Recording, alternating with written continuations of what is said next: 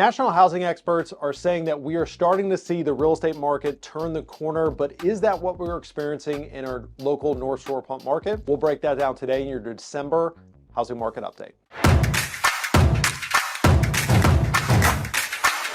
What is going on, party people? As we do always in this market update, we are going to break down what we are seeing on a national scale when it comes to the housing market, kind of the headlines you're hearing about in the news, in the talk tracks, in the zeitgeist. We're going to give you the actual facts and data, and then we're going to tie that into what we are actually seeing in our local Northshore pump hyper-local market. And then if you stay till the very end, as we do always, we're going to give you 3 practical tips that we're currently giving to our seller clients as well as to our buyer clients in this market. Let's jump into it. All right, so the first headline is on a national scale, mortgage rates, affordability, and seller motivation are improving. With regard to mortgage rates, the spread, which is the difference between the 10-year treasury yield and the 30-year par interest rate that you will see if you talk to your mortgage broker, is improving. That is bringing what has brought rates down closer to 6%. They were kind of stubbornly at 6.5%.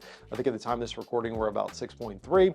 So as that spread continues to diminish, we're starting to see rate cuts come down, in addition to the Federal Reserve cutting the federal funds rate, which they've also indicated they're probably going to make a couple more cuts with that. So we're seeing mortgage rates beginning to improve. Affordability has been at the best levels in the last 2 years, and that's a combination of mortgage rates, prices, as well as wages. We have seen on a national scale, wages are starting to look better, and inventory nationwide is starting to return to normal kind of pre-pandemic levels. We went through a couple of years there where inventory was so scarce, which is part of the reason the housing market was so crazy and prices were going through the roof. But we're starting to see where inventory is starting to recover and buyers are having more options, which is a healthy thing in my opinion for the real estate market. So basically, in summary, the real estate market is kind of starting to thaw out from COVID. And you might be saying to yourself, hey Chris, that's all good. I could have gotten that on the Googles or the AIs, but you're supposed to be the local guy. So let's talk about the local news. Our local market remains tight, but there are signs that balance is kind of getting better or starting to emerge. Our median sales price is in the mid 600s, which is up about 3 to 4% year over year, which is good. We're kind of starting to return to healthy levels of home price appreciation. The 50-year average on a national level for home price appreciation is 3 to 4%. So we're kind of getting back to normal price appreciation. Our month supply is just under 1.5 months of supply of inventory. So we're still very much in a tight market. We're still very much in a seller's market. Once again, anything below 6 months supply is considered a seller's market. So at 1.5, even though we're slightly up from 2024, we're still very much in a red hot seller's market. Median days on market, we are in the low double digits. Homes are still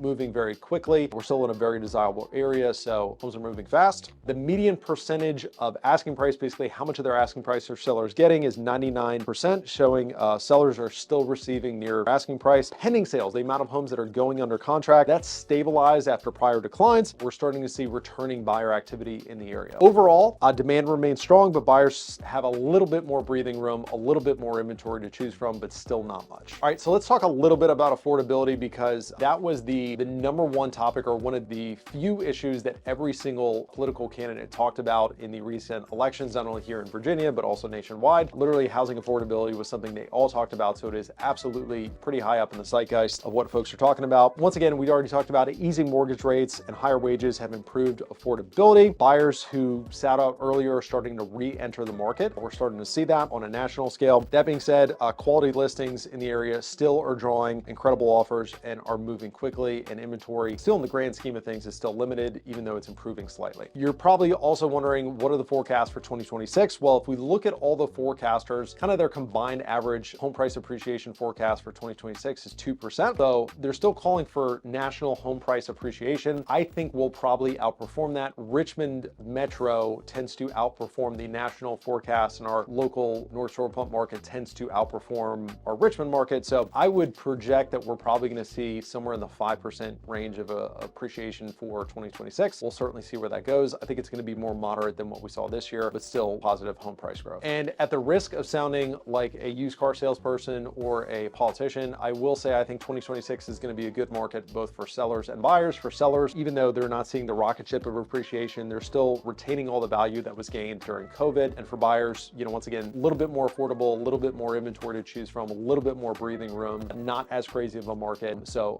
kind of slightly improving from what we've seen in the last. All right, so what are the tips that we're giving to our seller as well as our buyer clients for our sellers? Number one, precision pricing matters. So the homes that are not doing as well in this market are the ones that are overpricing themselves when they first hit the market. They're gaining that time on the market, the days on the market are racking up, and then buyers are wanting to negotiate heavier and heavier concessions, if I can say it. In my experience, my travels, my journeys, the homes that nail pricing from the get-go are the ones that tend to do well, the ones that tend to see multiple parties interested and sometimes get bid up. The properties that don't do as well and tend to undersell are the ones that overprice and hit the market way too high. Secondly, focus on presentation. So we are no longer in a market where you can just slap any old thing on the market and you're guaranteed to get multiple offers. Doing all the things to get your home ready so that it looks good, smells good, shows well when it hits the market are important again, i.e. staging, paint, flooring, making sure your house doesn't smell. All those things are important again. So the homes that are, once again, are doing well are the ones that are focusing on presentation when they first hit the market. And last but not least, time your launch strategically. So if you're somebody that is considering a sale in 2026, our savviest of clients, those that want to get ahead of the ball game, are starting to have those initial conversations with us now, where we're basically just sitting down. We're not doing anything between now and the end of the year, but we're kind of putting together a game plan. We're giving them some ideas of things that they can do to make their home look better. So they're utilizing the downtime over the holidays to kind of prepare their homes for sale, and they're going to be